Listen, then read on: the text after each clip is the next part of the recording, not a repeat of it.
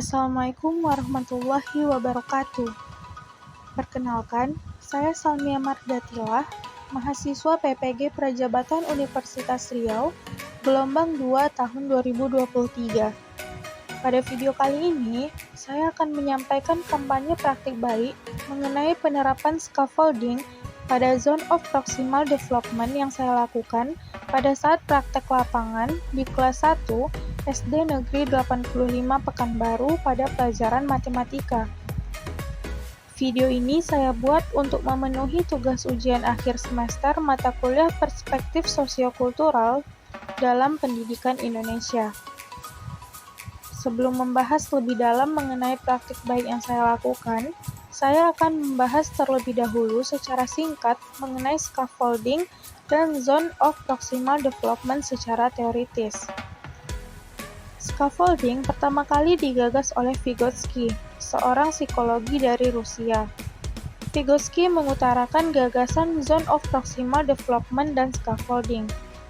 Menurut Vygotsky, dalam Supiani tahun 2013, setiap anak mempunyai apa yang disebut dengan Zone of Proximal Development, yang dikatakan sebagai jarak antara tingkat perkembangan aktual dengan tingkat perkembangan potensial yang lebih tinggi. Dalam hal ini, Vygotsky berpendapat bahwa siswa akan mampu mencapai daerah maksimal bila dibantu secukupnya. Apabila siswa belajar tanpa dibantu, ia akan tetap berada di daerah aktual tanpa bisa berkembang ke tingkat perkembangan potensial yang lebih tinggi. Scaffolding adalah suatu istilah yang dipopulerkan oleh Jerome Bruner, seorang ahli psikolog perkembangan masa kini. Scaffolding menurut Bruner adalah proses yang digunakan orang dewasa untuk menuntun anak-anak melalui zona perkembangan proksimalnya. Metode pembelajaran scaffolding mengacu pada teori Vygotsky, yaitu pembelajaran yang terjadi apabila siswa bekerja atau belajar menyelesaikan tugas-tugas yang belum dipelajari, namun tugas-tugas tersebut berada dalam zone of proximal development-nya, atau perkembangan sedikit di atas perkembangan siswa saat ini, menurut Yanti, tahun 2019. Inti dari scaffolding adalah memberikan bantuan yang besar kepada anak selama tahap-tahap awal pembelajaran, kemudian mengurangi bantuan tersebut dan memberikan kesempatan kepada anak untuk mengerjakan pekerjaannya sendiri. Bantuan yang diberikan guru dapat berupa petunjuk, peringatan, dorongan, ataupun menguraikan masalah ke dalam bentuk lain yang memungkinkan siswa dapat mandiri. Adapun latar belakang siswa yang menjadi objek penerapan scaffolding pada Zone of Proximal Development ini adalah peserta didik kelas 1A di SD Negeri 85 Pekanbaru yang terdiri dari 29 siswa. Berdasarkan tes diagnostik yang dilakukan pada awal pembelajaran, siswa di kelas ini terdiri dari beberapa suku, yaitu suku Minang, Jawa, Batak, dan Melayu. Sedangkan kondisi ekonomi siswa di kelas ini rata-rata berada pada tingkat menengah ke bawah. Namun, setiap siswa dapat menjalin hubungan sosial yang baik, walaupun berbeda latar belakang budaya dan ekonomi. Selain itu, peserta didik memiliki kemampuan awal yang berbeda-beda. Ada beberapa peserta didik yang belum lancar dalam membaca ataupun berhitung, sehingga membutuhkan bimbingan yang lebih banyak daripada peserta didik lainnya. Aktivitas dalam penerapan scaffolding yang saya lakukan adalah yang pertama, penyampaian materi.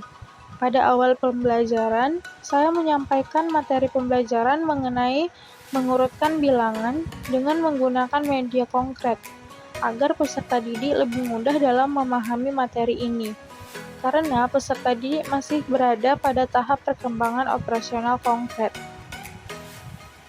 Selanjutnya, saya melakukan pengelompokan kepada peserta didik. Saya mengelompokkan peserta didik secara heterogen agar peserta didik yang memiliki kemampuan lebih dapat membantu teman sekelompoknya yang kurang paham atau memiliki kemampuan di bawahnya. Kemudian, setelah melakukan pengelompokan, saya memberikan tugas kepada setiap kelompok, berupa LKPD yang dikerjakan secara bersama-sama. Saya melakukan bimbingan kepada peserta didik dengan teknik scaffolding baik secara kelompok ataupun individu untuk membantu peserta didik mencapai kemampuan potensialnya. Peserta didik yang belum mencapai kemampuan proksimalnya akan mendapatkan bimbingan lebih dari guru ataupun bantuan dari teman sejawatnya. Yang terakhir, saya melakukan evaluasi bersama peserta didik atas pembelajaran yang telah dilakukan. Hasil yang dicapai setelah menerapkan scaffolding pada Zone of Proximal Development di kelas adalah: yang pertama, peserta didik merasa terlibat dalam pembelajaran. Kemudian, peserta didik mendapatkan kemajuan dalam menyelesaikan tugas yang diberikan oleh guru. Peserta didik aktif dalam diskusi, sehingga meningkatkan pemahaman yang lebih kompleks dan meningkatkan kinerja akademis peserta didik. Melalui dukungan bertahap, peserta didik dapat mengaitkan konsep-konsep dan memperoleh kepercayaan diri dalam menyelesaikan tugas yang sulit. Dengan demikian, scaffolding memainkan peran penting dalam meningkatkan pembelajaran peserta didik, dengan membantu mereka melewati batasan kemampuan mereka dengan bantuan yang tepat. Yang terakhir adalah pembelajaran dan replikasi. Melalui penerapan scaffolding dapat membantu peserta didik untuk mencapai tingkat kemampuan potensialnya.